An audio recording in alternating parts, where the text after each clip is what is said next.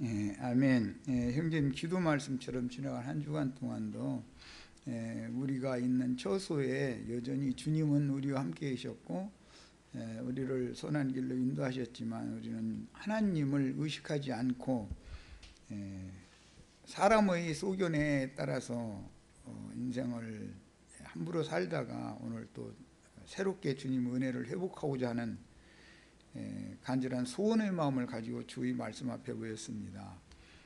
우리들은 하나님의 말씀을 읽고 기도하고 묵상해도 깨닫는 것이 둔하고 더디기 때문에 빛이신 하나님께서 오셔서 모든 말씀들을 일목요연하게 흐름을 따라서 계시해 주시고 깨닫게 해주시기 전에는 이 말씀들이 명백하게 밝혀지기가 참 어렵습니다.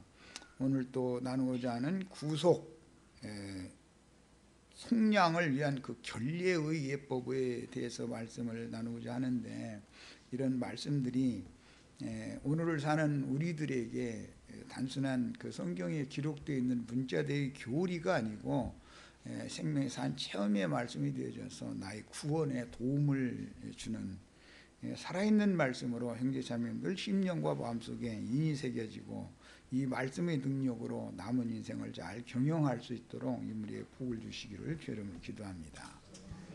아멘. 아멘. 오늘은 이제 좀 건너뛰어야 되겠어요. 이게 룻기 집회를 할 때 다 나눴던 말씀들이 중간에 끼어 있기 때문에 이거는 룻기 말씀을 통해서 말씀을 다 나눴으니까 오늘은 47페이지로 건너뜁니다. 오늘 나누고자 하는 말씀의 주제는 구속, 속량이라고 이번 번역에는 번역이 되었죠. 지난번 번역에는 모두 구속이라는 용어가 사용이 됐는데 이번에는 속량이라고 번역이 됐어요. 이것은 정결케 하는 예법, 구속을 위해서는 정결케 하는 결례가 행해져야 되기 때문에 이것은 이제 결례라고 신약성경에 이렇게 표현이 되었는데, 그건 구약성경에서 인용하는 말입니다. 정결케 한다, 이게 씻거나 그 다음에 고치거나 하는 것을 결례의 예법이다 그러죠. 이제 그 두 가지는 물로 하는 세례가 있고, 그 다음에 성령으로 하는 불침례다. 이제 흔히 이제 세속교계가 그렇게 말하는 성령 침례가 있습니다. 물 침례가 있고 성령 침례가 있어요. 그 목적은 여러 가지로 구약 성경에 이제 비유가 되었지만, 늙은 그 자식을 낳을 수 없는 굳어진 태를 치료하는 것과 관계가 됩니다. 이것은 첫 아담의 저주 아래에서 굳어진 그 육신의 마음을 정결케 하고 깨끗게 해서 치료해 주는 것, 고쳐주는 것, 그것을 결례라고 그러죠. 이것은 이제 신학적인 용어로 표현을 하자면 복음을 믿고 회개하고 복음을 믿는 거예요. 그런데 회개한다라는 것은 사면, 용서받는 것을 조건으로 해서 돌이키는 것을 말하는 것이고, 사면이라고 하는 건 이제 여기 말한 구속이라는 용어는 사면, 용서받았다라는 것에 중점이 맞춰지는데, 용서를 받으면 처녀가 되는 것이죠. 늙은 태도 치료가 되는 거예요. 이제 정결하고 깨끗한 처녀의 태로 치료를 받는 것을 결례를 행했다 표현을 이렇게 해요.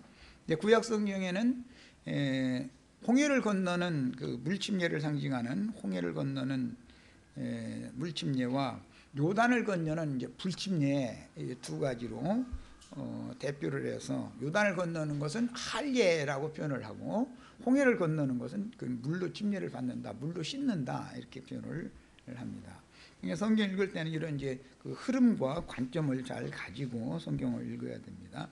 흔히 이제 세속교계에서는 레위기 16장 그 구속 속죄를 단번에 이루신 대속죄주의 제사에 관한 것을 이제 설교를 할 때, 원죄는 다 우리가 용서를 받았는데, 깨끗함을 받았는데, 원죄는 이제 해결이 됐는데 자범죄가 있기 때문에 매번 회개를 해야 된다, 이렇게 가르치죠. 뭐 나쁜 말은 아니지만, 그러나 성경대로 하자면은 주님께서 단번에 이루신 대속죄절 제사를 통해서 속죄는 이미 끝났다. 속죄 제사를 사람이 할 수 있는 게 아니다. 이건 하나님이 다 이뤄놨다. 이 사실을 너희는 믿기만 하면 너희는 사면을 받을 수가 있다. 지난 죄들에 대해서는 단번에 모든 죄들을 다 사면받는다. 이제 이것을 기독교계에서는 원죄는 해결되었다. 이렇게 가르치죠. 예. 그 뭐 이제 어쨌든 신학적인 그게 이제 용어인데, 그래도 그 의미는 어느 정도 파악을 지금 하고 있다는 걸 알 수가 있어요.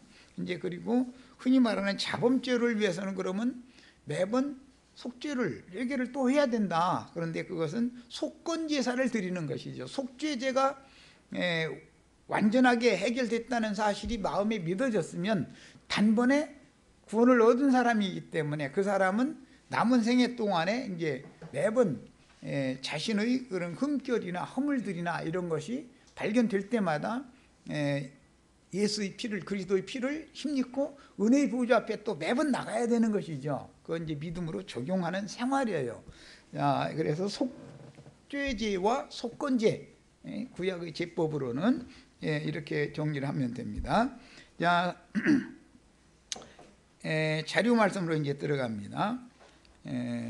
구속이라는 용어는 속량, 이번 번역에서는 속량이라고 번역이 됐다는 거. 그 다음에 속죄가 필요하다. 속죄라는 것은 회개한다 그러죠. 하나님 앞에 나는 이런 죄인입니다 라고 자백하고 토설하는 것, 그런 상태를 일러서 회개한다 그러죠. 그걸 구약의 용어로는 속죄라고 그런단 말이에요. 속죄한다. 하나님 앞에 다 속죄하면 하나님은 그를 용서해 주시고 받아주신다. 이게 전제 조건, 약속이니까. 그래서 이제 속죄가 있으면 사면이 당연히 이어지게 마련이고, 그 사면을 받으면 깨끗해 되는 거예요. 이제 의롭다 하심을 받는다 그랬죠. 사면을 받은 다음에는 진리의 말씀이 씨로 심어져 가지고 믿어지게 만들어주는 거예요. 이제 먼저는 고침이 필요하고, 그 다음에는 씨를 심는 농사가 이제 들어가는 것이죠. 그 다음에 그것은 신약의 용어로는 중생의 씻음과 성령의 새롭게 하심이다. 이제 거듭나게 한다 이렇게 표현을 해요. 그러니까 속죄가 있으면 용서가 있고, 용서를 받으면 의롭다 하시고 깨끗한 영혼이 됐기 때문에 그 영혼 속에 하나님의 생명의 말씀 씨를 심어서 천국 농사를 이제 시작을 하시는 거예요. 그러면 거듭남의 단계로 들어가게 마련이죠.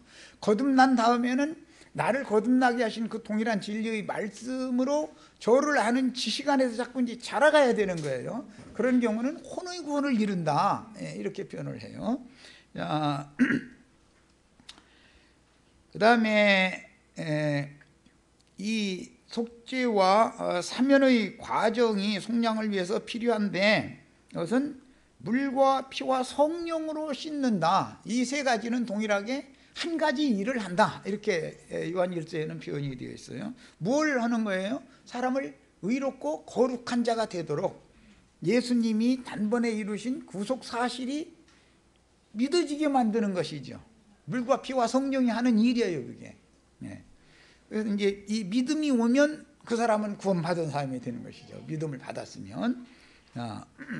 이제 이런 이제 단계들에 대해서 성경이 이게 구속 결례의 과정들을 이제 제시하고 있는데, 다 같이 이제 성경을 펴서 성경이라는 자료를 펴서 하나님이 예비하신 구속, 이건 속량이에요. 그건 예수 그리스도께서 용 단번에 다 이루어 놓은 사실을 믿음으로 자신에게 적용하는 문제다. 이제 이것은 사람이 수고하고 무슨 선한 행위를 해서 구원을 받는 게 아니고, 주님께서 예언에 따라서 오셔서 예언을 이루기 위하여 구약의 모든 제사들을 대표하는 대속죄절 제사를 단번에 이루어 놓으셨다 이거예요.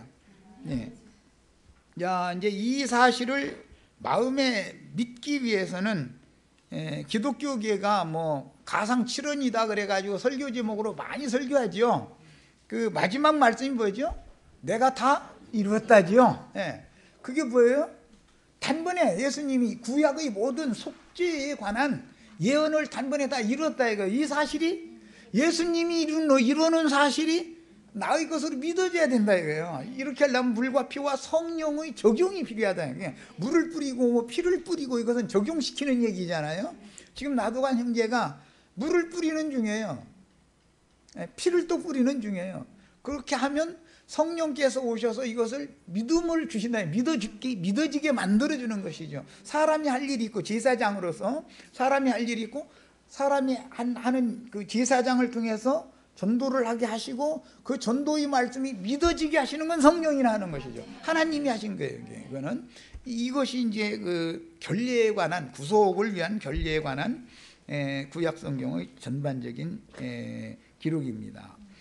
자, 그래서 구속은 예수 그리스도께서 단번에 다 이루어 놓으신 사실을 믿음으로 자신에게 적용하는 것이고, 물 침례와 불과 성령의 침례로 정결례와 그 정결례를 통해서 이루시는 거듭남, 여기 정결례와 관한이라고 했는데 거듭남이라는 용어를 빼놨네.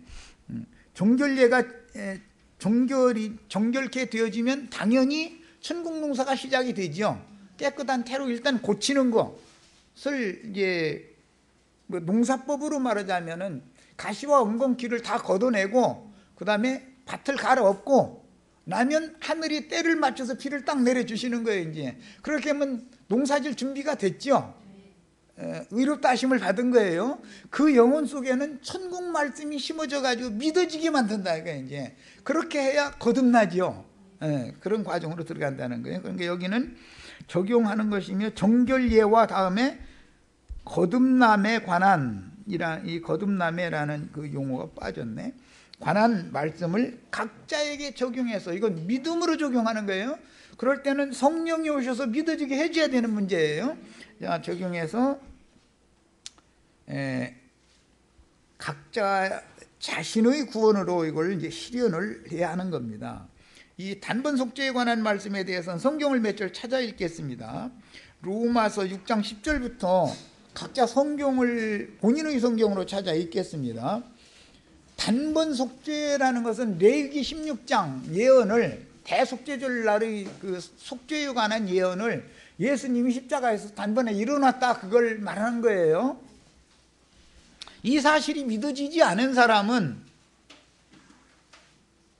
속죄가 되지 않았기 때문에 사면도 받은 사실이 아직 없으면서 자꾸 행위를 개선하려고 노력을 하는 사람을 종교인이다 그러죠. 우리가 복음을 전하는데 제일 어려움을 겪는 게 이 부분이잖아요. 사실은 회개하고 복음을 믿어서 영혼이 깨끗게 되어져 가지고 말씀을 심어서 농사할 수 있는 준비가 안 돼 있는 사람이면서도 예배당에 열심히 다니면서 어제 막 무슨 뭐 자기 아내한테 막 눈을 막 이렇게 막 도끼 품은 눈으로 쳐다봤다, 그거 막 회개하시면 또 막 오늘 지금 그거 회개하러들 많이 갔죠. 그 일을 반복하는 것은 그건 구원의 도가 아니다 이거예요. 그건 종교 행위지. 그래서 사람의 행위로 말미암아 구원받는 게 아니고, 하나님이 예언하신 모든 예언들을 예수님이 십자가에서 단번에 이루는 사실을 믿음으로 말미암아서 구원이 시작이 되는 것이다 라는 말이에요. 그런데 이것을 설명하기가 사실은 그게 쉬운 게 아니에요. 수십 번 수백 번을 얘기해도 다 듣고 나서 아멘 아멘 하고 나가기만 하면 또 딴 생각이 딱 돌아버려요. 그게 선악을 알게 하는 나무 실과의 독이라는 것이 해독되는 게 이게 쉬운 게 아니야. 그것을 해독시키는 것이 물이라는 건 이제 잿물, 재 섞어서 뿌려주는 물인데, 잿물 뿌리고 피 뿌리고 성령의 침례를 받는 것이란 말이에요. 그게 이렇게 중요한 거예요. 이것이 되어 있지 않은 사람이 성경 구절을 많이 알고 별걸 다 해도 자꾸 교리 추구를 하려고 그러고, 막 지식적으로 뭘 막 어떻게 연구해 보려고 그래서 자꾸 막 이러다 보면 이론적인 구원을 가지고 있지 생명의 체험의 구원을 받지 못한 사람들이 너무 많다는 거예요. 근데 이 사람들 만나면 힘들죠. 뭐 아는 지식은 어마어마하거든. 그런데 실제로 믿었느냐를 물어보면 믿었다는데 어떻게 그 사람이 믿었는지 안 믿었는지를 내가 판단해 줄 수 있는 입장도 아니고, 하나님과 본인의 문제인데, 이 문제는 이제 믿어졌느냐 이 문제는.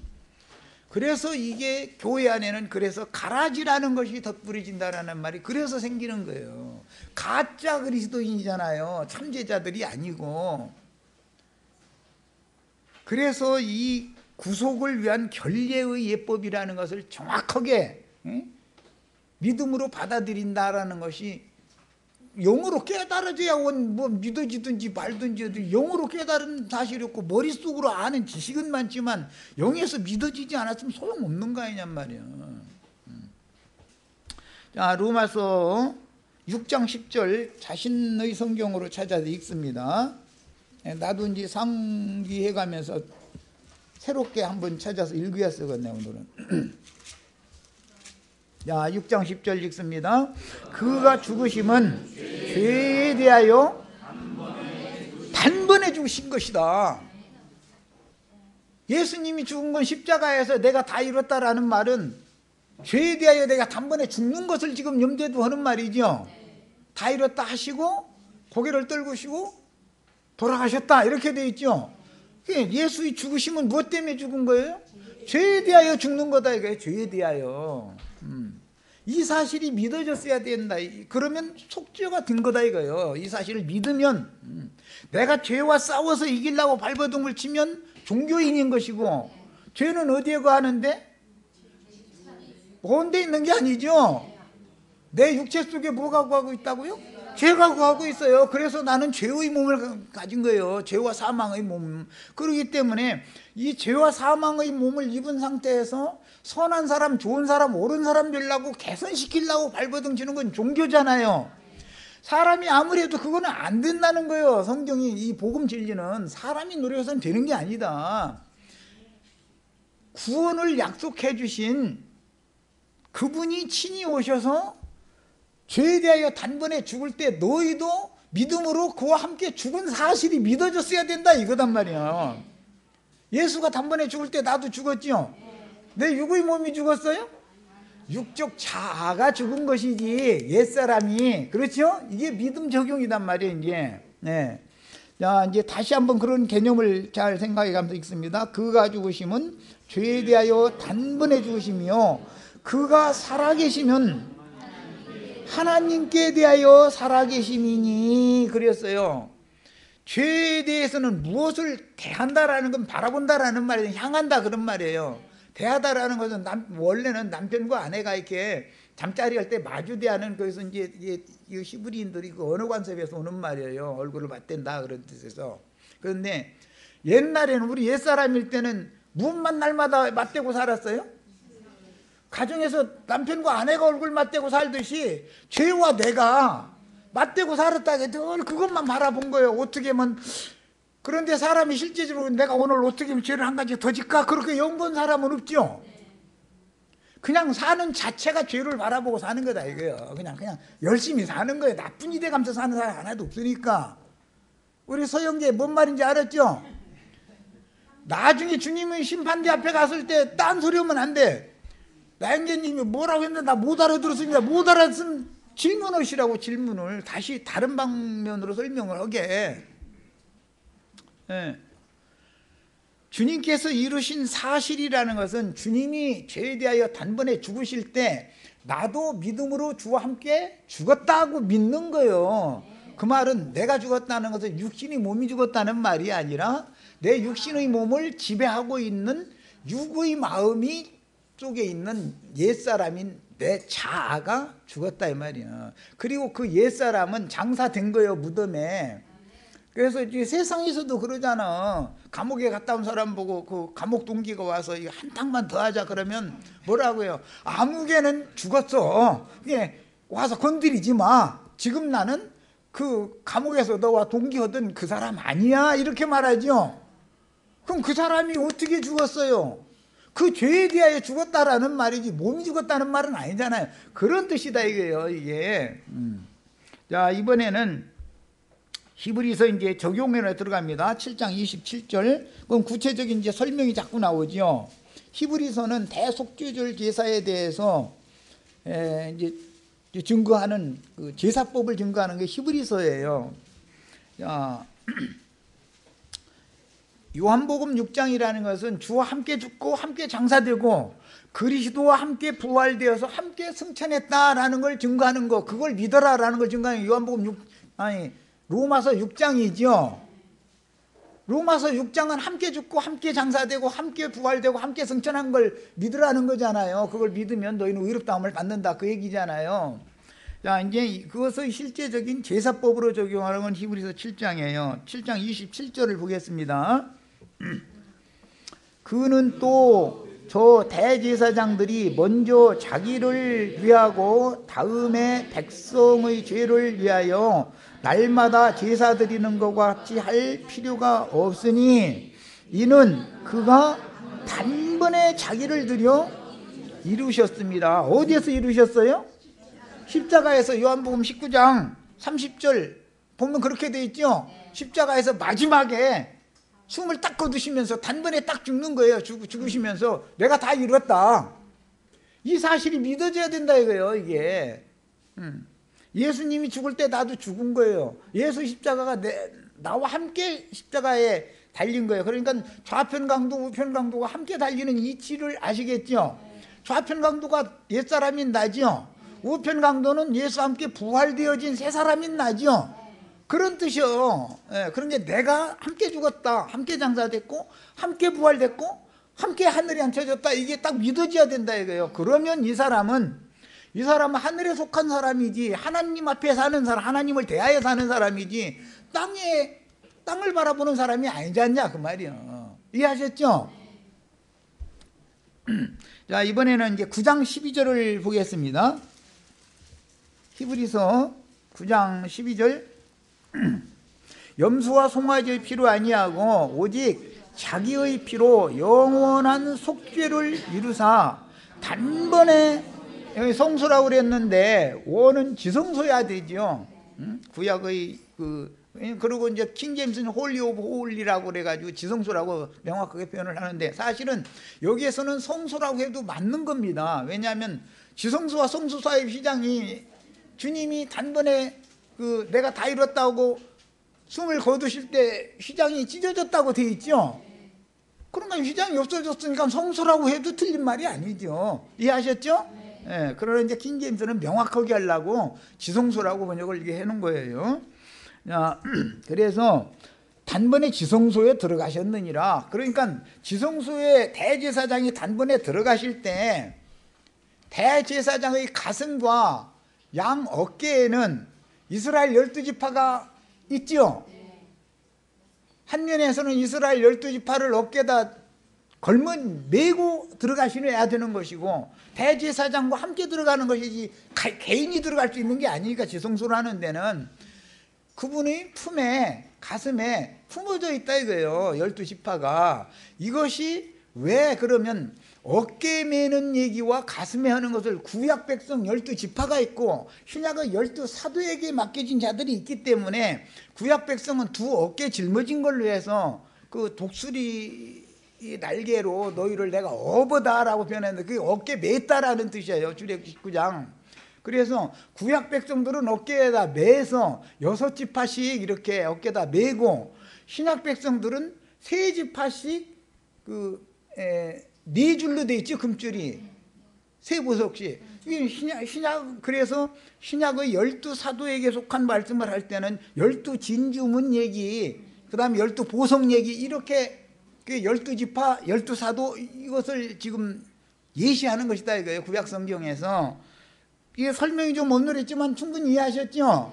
성경 읽을 때는 이런 관점을 이해를 하셔야 믿음의 말씀으로 이걸 이해를 하실 수가 있어요. 그 다음에 이게 이제 히브리서가 말하는 대제사장의 단번 속죄에 관한 진리예요. 그 다음에 28절도 읽어보겠습니다. 9장. 이와 같이 그리스도도 많은 사람의 죄를 담당하려고, 담당하는 것이 어깨에 매거나 가슴에 품는 거죠. 대제사장이 어깨에 12지파를 매거나 가슴에 신약은 이제 사도들에게 속한 이제 신약 백성들인데 품거나 하는 것은 담당하기 위해서 그런 거잖아요. 담당하시려고 단번에 들으신 바 되셨다. 그 다음에 구원에 이르게 하기 위하여라고 했어. 구원을 이루어 놓으셨지만 구원에 이르도록 또 구원을 이루어가는 다음 과정으로 들어가는 얘기이기 때문에 그런 거예요. 죄와 상관없이 자기를 바라는 자들에게 두 번째 나타내 주실 것이다 그랬어.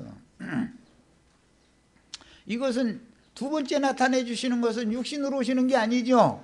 성령이 되어 오시는 것이죠. 네. 자, 그 다음에 히브리서 이번에는 10장 2절 읽습니다. 단번에 정결하게 되어 다시 죄를 깨닫는 일이 없으리니 어찌 제사 드리는 일을 그치지 아니하였으리요. 그러나 이 제사들에는, 이 제사들이라는 건 율법 대제사장이 드리는 제사를 지금 설명하는 것이죠. 율법 제사를 통해서 대제사장이 매년 속죄를 했지만 죄가 단번에 없어진 것은 실현되지 않았다는 거잖아요. 예수님이 오셔서 실제로 죽어야지, 당신 자신이 죽어야 이 제사는 완성되는 거다, 지금 그 말이에요. 이해하셨죠? 자, 해마다 늘 드리는 같은 제사로는, 반복되는 제사로는 나오는 자들을 언제나 온전케 할 수 없다. 이것은 양심상으로 온전케 만드는 것을 의미하는 말이에요.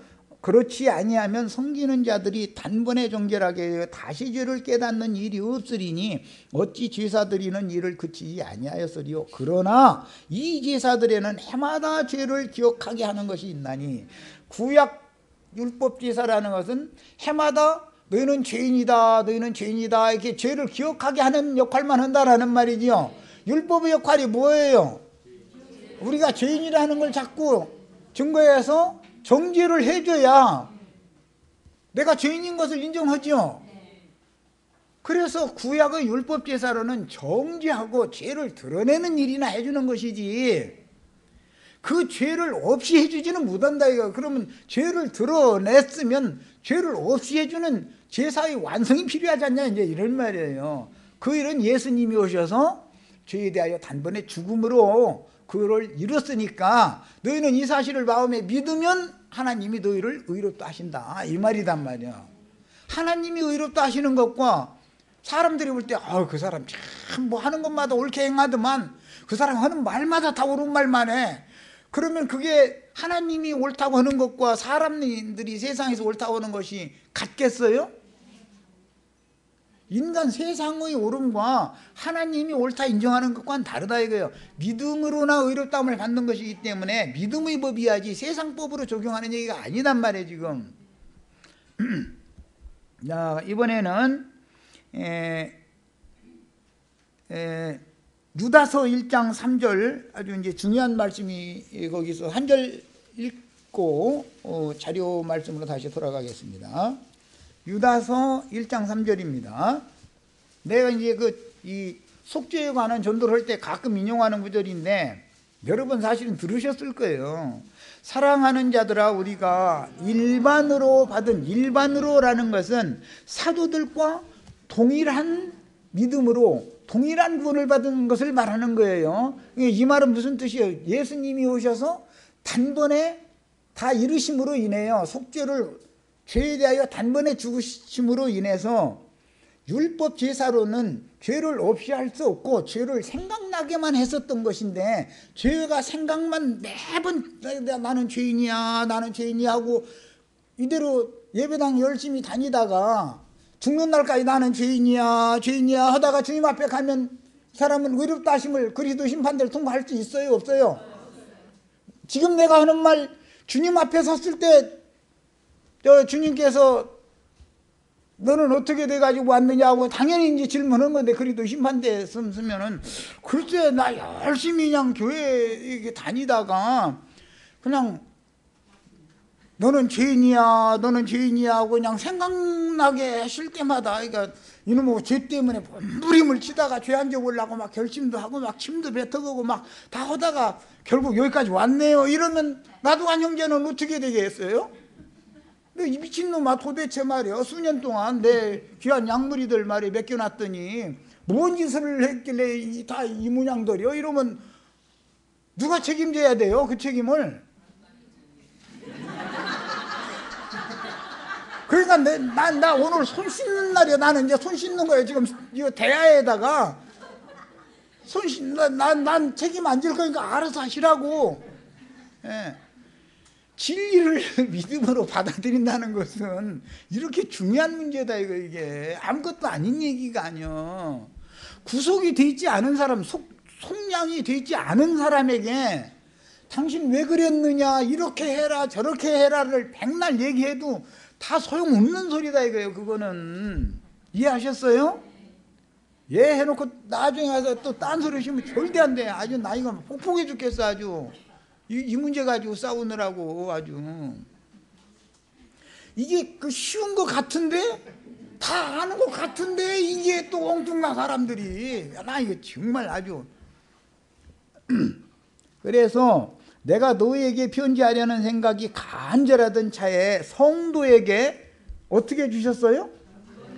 믿음을 찔끔찔끔 주시는 거예요. 그냥 이 구약에 예언된 모든 속죄에 관한 제사를 예수님이 단번에 이뤘다는 사실을, 믿음을 단번에 팍 늦어버렸어요. 주님을 영접할 때도 그렇고 거듭나서 나올 때도 그렇고 단번에 영접해야 되고 단번에 태어나야지, 죽는 날까지 조금 나오고 조금 나오고 조금 나오고, 주님이 오시는 것도 죽는 날까지 조금 그냥 아주 들어오셔서 씨를 심지는 않고 그냥 문 앞에 조금 왔다가 죽는 날까지 그냥 이렇게 1mm씩 들어오셔. 주님이 예를 들어서. 그러면 잉태가 돼야 안 돼요? 거듭나요 안 나요? 지금 기독교계가 뭘 잘못 전하고 있는지 아시겠죠? 단번 속죄의 비밀이란 이렇게 중요한 거예요. 네. 그래서 단번에 주신 믿음의 도를 위하여 어떻게 하라고요? 힘써서 싸워라. 그러니까 사도시대에도 이 믿음의 도가 해방을 많이 받았다는 거잖아요 지금. 그러니까 성도들 보고 이 단번에 주신 믿음의 도를 위해서 힘써서 그러니까 싸워라 그러는 거 아니에요. 뭐 마귀들과 싸울지라 막 해가면서 찬송은 크게 하지만 무엇과 싸워야 하는지도 모르면서 뭐 허공에다 대고 뭘 싸워 도대체. 믿음을 방해하는 것과 싸워야 되잖아요. 그 요소라는 게 다른 교훈들이잖아. 혼동하게 하는 거, 진리를 혼잡시키는 거 명백해야 된단 말이에요 이게. 자 이제 이 정도 하고, 이거 이 속죄에 관한 말씀을 하려면 내가 자꾸 그냥 열이 올라가지고 그냥 막 소리 질러 쌌는데, 계속 반복해서 가르쳐도 또 엉뚱한 말을 하는 사람이 또 나오니까 그래서 그래. 이게 이 믿음을 억지로 늦을 수도 있는 문제도 아니고, 내가 대신 믿어줄 수도 없는 문제고, 내가 가르치는 말씀으로 나도 믿어야 나도 구원을 받는 건데, 그런데 나 자신은 안 믿고 남보고 믿으라고 하면 되겠어요? 예? 자 이제 자료로 갑니다. 47면 하단의 1번 항목, 예언대로 그 아들을 보내어 구속을 이루었는데 어떻게 이뤘어요? 십자가에서 단번에 이루셨어요. 단번에. 이루신 사실을 요한복음 19장 28절로 30절에 이렇게 돼 있죠. 가상칠언이다 그래가지고 기독교계가 이걸 얼마나 설교 자료로 많이 사용하는지 몰라요. 맨 마지막에 내가 다 이루었다 하시고 고개를 떨구시고 그 영혼이 돌아가셨다. 그 단번에 예수님이 이루셨죠. 네, 이 사실을 믿어야 된다 이거 우리는. 자 그러면 예수님이 죽을 때 로마서 6장에 의하면 나의 옛사람도 죄인도 같이 죽었다 이거예요. 이걸 믿는 거예요. 그럼 죄인이 죽었으면 죄인이 돌아다니면 되겠어요? 갖다 묻어가지고서 세상엔 다시 보이지 않게 만들어야지. 그러니까 장사를 함께 되는 거예요. 그런데 흙무덤에 장사되는 사람과 바위무덤에 장사되는 사람이 이제 또 나눠지지. 이것도 비밀이지. 이제 바위에 판 샘무덤에 장사되면 주와 함께 부활할 수가 있는 거다 이런 말이야. 흙무덤에 장사되면은 천년왕국이 지난 다음에 심판의 부활로나 일어난 것이고 생명의 부활은 못 일어나는 거니까. 자, 그 다음에 사도들은 그래서 십자가를 전한 것이 아니라 부활을 전했어요. 사도행전에 보면 부활을 전하는 거예요. 구원이라는 것은 부활, 새 생명으로 너희는 태어났다라는 걸 전하는 것이단 말이야. 이것이 믿어주면 주와 함께 하늘에 앉혀졌다라는 건 지성소에 너희는 들어갔다, 하나님 앞에 앉혀졌다, 지금 그 말이단 말이에요. 그러니까 우리는 하나님 앞에서 하나님의 얼굴을 맞대고 지금 사는 거예요. 죄에 대하여는 죽고 하나님을 향하여 살게 하려 합니다. 그렇단 말이에요. 이해하셨어요? 네. 그래서 계시로 임한 믿음으로 말미암아, 이것은 영의 이 단번 속죄 사실이 깨달음이 와야 마음으로 믿어지죠. 그렇게 깨달으면 그렇게 믿어지는 거예요. 저렇게 달리 깨달으면 또 그렇게 믿는 거예요. 믿음이라는 건 그 영의 깨달음과 관계가 되는 거거든. 그래서 믿음은 어떻게 온다겠어요? 계시될 믿음의 때까지는 율법의 저주 아래 너희가 다 갇혀 있었었다. 율법의 저주라는 건 뭐였죠? 해마다 죄를 생각나게 하는 일만 하는 것이죠. 그건 축복의 저주예요. 죄가 생각나는데 해결이 안 되면 심판받아야 되잖아, 당연히. 그래서 율법이라는 것은 죄를 드러내는 일을 하는 것이고, 은혜와 진리라는 것은 죄를 없이 하는 일을 하는 것이다, 이 말이에요. 이것을 구속을 위한 결례라 이러는 거예요. 이해하셨어요? 자, 그 다음에 성령께서 각자에게 구속을 적용해 주시되, 먼저는 살리는 것은 뭐를 살린다 했어요? 영을 살리는 것이지 육을 살리는 게 아니다. 살리는 것은 영이니 육은 무익하니라. 예수님 하신 말씀이에요. 영이 살아나야 된다. 그런데 영이 살아나는 걸 소생된다. 구약성경에 이렇게 돼 있고, 이것을 거듭난다. 신약에서는 이렇게 표현해놨단 말이야. 위로부터 난다 말이야. 자, 그 다음에 혼의 구원을 이루는 과정에 들어가는 거예요. 이제 그 구원파식 구원과는 지금까지 내가 설명한 것을 부분적으로 깨달아 가지고 이것을 가르쳐요. 그러니까 거기서 이제 문제는 뭐죠? 그럼 다 됐다 그러는 것이죠. 루디아 자매님이 이제 나 만났을 때 혼동한 것이 이제 또 이 부분이요. 또 이제 구원받 사람들 나 만나면 혼동해. 아니 구원 받았는데 무슨 놈 구원을 또 이루어야 되느냐고 이렇게 나가거든. 그런데 성경에는 구원을 받은 사람에게, 거듭난 사람에게 잘하라 라고 말하는 것이지, 태어나지도 않은 사람을 어떻게 잘하라고 할 거예요?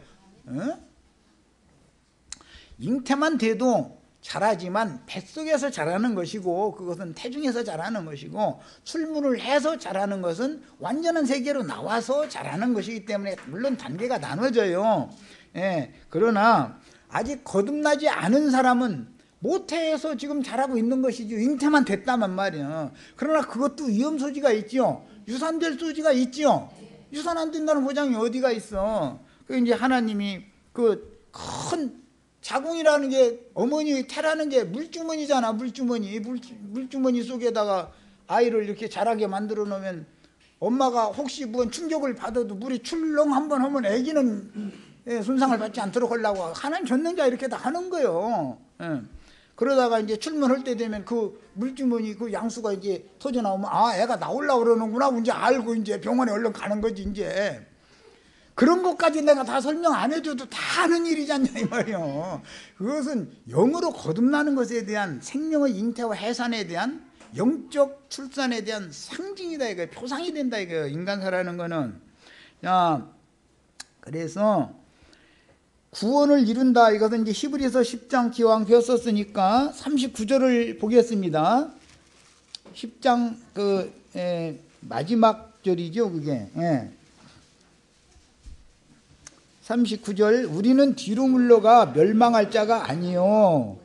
뒤로 물러가 멸망한다라는 것은 정죄만 받고 죄만 생각난 것, 그 제사를, 죄가 생각났으니까 또 가서 해야 되잖아. 제사를 계속 이렇게 하다가 일생을 마치는 것은 하나님의 구원의 완성이 아니다 이거예요. 그것은 자꾸 뒤로 물러가서 멸망에 들어가는 짓이라는 거예요. 한번 확실하게 속죄를 받았으면 죄를 위하여 다시 속죄할 필요가 있어요, 없어요? 범죄 행위, 그날 이후로는 범죄 행위들에 대하여 회개하고 속건 제사를 드릴 필요는 있죠. 그것이 혼의 구원을 이루는 과정이다 그런 말이에요. 속죄는 단번에 하는 거예요. 거듭나는 건 단번에 하는 거예요. 그러나 잘하는 건 정결하다함을 받은 이후에 이 생애를 마칠 때까지 전 과정에서 행해야 되는 일이란 말이에요. 교회 생활을 통해서. 자, 그래서 표현을 할 때 우리는 뒤로 물러가 멸망할 자가 아니요 오직 영혼을, 그랬는데 혼을 이란 말이에요. 혼을 구원함에 이르는 믿음을 가진 자다. 영은 구원을 받았지만 아직 혼이 완전히 구원을 이룬 상태는 아니다, 그런 말이죠. 사람으로 태어났지만 사람 노릇해요, 못해요? 심지어 강아지만 못하죠. 강아지 훈련시켜 놓으면은 시장 바가지 들고 시장도 가서 이게 물어다가 다 해줘요. 그런데 이 사람인데도 그건 그냥 배고프다고 울고 똥 싸놨다고 울고 오줌 싸놨다고 울고 그냥 울 줄이나 깡것도 못해. 강아지만도 못해. 이걸 잘 길러놓으면은 사람 노릇하는 때가 오는 거예요. 그래서 구속받고 거듭났어도 잘하는 단계로 당연히 들어가는 얘기를 하는 거다 이거예요. 이것은 이제 이사야 선지자의 예언대로 하자면 우리가 속옷은 단번에 입었지만 겉옷은 날마다 금실로 술을 놓아서 짜서 닦고도 화려한 옷으로 입어가는 것으로 상징했죠. 그럼 무슨 말이에요? 부활된 생명이 잘한다 이런 말이에요. 네. 자, 그래서 그것은 성도들의 의로운 행위다 이렇게 표현을 했어요. 그랬더니 이제 그 말에 대해서 오해가 와가지고 성도들의 의로운 행위와 세상 사람들의 의로운 행위가 다르다는 것에 대해서 이해가 없기 때문에 좋은 사람 옳은 사람을 되라고 자꾸 또 이제 강요를 하다 보니까 멸망 뒤로 물러가게 만든다 이거예요. 광야 사역자들 하는 짓이 뭐예요? 금송아지 앞세워가지고 애굽으로 다시 돌아가자 그거 하는 거죠. 그 홍해바다 막혔으니까 그럼 못 가겠네. 그럼 저쪽으로 가자. 또 돌아와. 이걸 뱅뱅 돌아다니게 만드는 게 뭐예요? 복음을 완전한 데 나가는 그런 복음을 확실하게 진리를 깨닫지 못해가지고 가르치는 자가 불분명하니까 계속 뭐요 다람쥐 쳇바퀴 돌도 이렇게 복음을 가르치다 보니까 그 상태에서 잘아들 못하고 주님 앞에 서게 만들어 놓는 일을 하는 것이 사탄이 거기에 개입하기 때문에 그렇다 이런 말이에요. 그래서 완전한 데 초보의 도에 계속 붙들려서 맴돌지 말고 완전한 대로 나아가는 다른 가르침을 다른 누구에게 다시 받아라 그 얘기가 그래서 나오는 거예요. 히브리서 얘기는. 그 다음에 야고보서 1장 21절 찾아서 읽습니다. 히브리서 바로 뒤에 야고보가 이어있지요. 21절 읽습니다. 그러므로 모든 더러운 것과 넘치는 악을 내버리고 이것은 속죄를 말하는 것이 아니지요. 지금 속건에 대해서 말하고자 하는 것이죠. 잘하는 과정. 너의 영혼을 그랬는데 혼을이란 말이야. 너의 혼을 영은 단번에 구원을 받았지만 혼을 능히 구원할 바 이미 영은 구원을 받았는데 혼의 구원이 필요하다 이런 말이에요. 믿음의 마음에 심어진 말씀을 온유함으로 받아라 그랬어요. 이것은 교회 생활을 실행을 하는 과정 가운데서 하는 게 뭐예요? 우리는 거듭났으면 뭐로 하려고 교회 생활을 하는 거예요? 혼의 구원을 이루려고. 그렇죠? 예. 빌립보서 2장에도 분명히 그랬어요. 구원받은 빌립보 성도들에게 너희는 두렵고 떨림으로 너희 혼의 구원을 이루어라 이렇게 돼 있어요. 영은 구원을 단번에 받는 것이지만 단번에 거듭났을지라도 단번 속죄를 믿음으로 구원을 받았을지라도 혼의 구원을 이루는 것이 남은 생애 전 기간에 이루는 사실이다 이런 말이에요. 교회 생활이다 이런 말이에요. 자, 이번에는 베드로전서 1장 9절 야고보서 바로 뒤에 이제 베드로서가 있습니다. 1장 9절을 읽어보겠습니다. 믿음의 결국 영혼의 구원을 받음이라 그랬는데 혼의 구원을 받음이라. 처음 한번 믿을 때 구원 받았죠. 그런데 믿음은 과정이 있고 믿음의 중결 지점 결국이 있죠. 결국에 하는 건 무엇을 구원하는 거예요? 혼의 구원을 받는 거예요. 자, 영은 처음 믿을 때 단번에 구원을 받았는데 믿음의 결국은 혼의 구원을 받는 거예요. 자, 이제 다음 단락으로 넘어갑니다. 자료 다음 단락으로 넘어갑니다. 자, 자기가 이렇게 각각 이룬 구원의 정도를 가지고 이 생을 떠나지요. 이 생에서 죄들의 사면을 회개함으로 죄들의 용서를 받아서 구속 받았어요. 이제 결례가 됐어요. 정결해진 처녀의 태와 같은 그런 성도들이 되면 성도들을 그래서 처녀라고 그러죠. 무슨 뜻이에요? 복음이 믿어져서 더러운 마음의 모든 부패한 것, 썩음 이런 것들이 다 깨끗함을 받았다. 회개를 통해서 하나님께서 그 영혼을 받아주셨다 그 말이단 말이에요. 그럼 속죄가 된 거예요. 구속받으면 그 다음에 진리의 말씀줄을, 성령의 말씀을 갖다 사람의 영 안에다가 심지요. 들어올 때는 마음을 거쳐서 들어오지만 실제로 심는 건 영에다 심는 거예요. 거기는 이제 자궁의 태와 같은 역할을 하는 거니까 거기에서 영이 거듭난다 이거예요. 영이 거기에서. 그럼 당연히 질문을 할 때는 마음을 통해서 모든, 내가 거듭난 생명이 있으면 내 마음을 통해서 이게 표현될 거 아니야 또. 당연한 일이죠. 이건 말할 것도 없어. 자, 그 다음에 이런 것처럼 몸의 구속을 이제 받는 날까지 구원을 이루다가 자기 각자가 이룬 구원의 정도는 다 다르지요. 이제 자기가 구원을 이룬 만큼을 가지고 그리도 심판대에 딱 쓴다 이거예요. 당장 서는 건 물론 뭐 아니지만 믿은 성도들이면 음부의 낙원에 들어가죠. 낙원에 들어가서 생명의 부활 때를 기다렸다가 그때 생명의 부활로 들어갈 자와 그 다음에 아직 더 기다려야, 1000년을 더 기다려야 할 자를 거기서 딱 나눠버리죠. 이제 그것은 이미 사실은 이 생에서 결정되어져 가지고 들어가는 것이단 말이에요. 사실은. 자, 그 다음에 마지막 부르심을 이렇게 받으면 그것으로 끝나는 것도 아니고 그리스도 심판대에 서서 신부성에 들어갈 수 있는 자격을 인정받고 나면 첫째 부활에 일어난 사람은 신부성에 들어가지요. 거룩한 성 새 예루살렘 성에 들어갔다가 오는 세상에 주와 함께 거룩한 성 새 예루살렘이 내려오지요. 그때 주와 함께 내려와서 그 다음에 오는 세상의 땅에 사람들을 심판하는 심판대에 보좌들이 같이 앉아서 주님이 심판을 하실 때 배심원들 노릇을 하는 거지. 뭐 주관적으로 그 사람이 심판대를 심판하는 건 아니지만 이와 같이 그리스도로 더불어 제사장이 되어 1000년 동안 모든 구속하신 이스라엘을 심판하는 심판권을 받게 되는 것이고 1000년 동안 출장으로 만국 백성들이라고 이제 계시록에서는 표현한 만국 백성들이라는 것은 곡과 마곡이다 그랬죠. 곡과 마곡, 오는 세상의 세상 나라를 곡과 마곡이라고 그러죠. 그것을 철장으로 다스리는 권위를 행사한다 이거예요.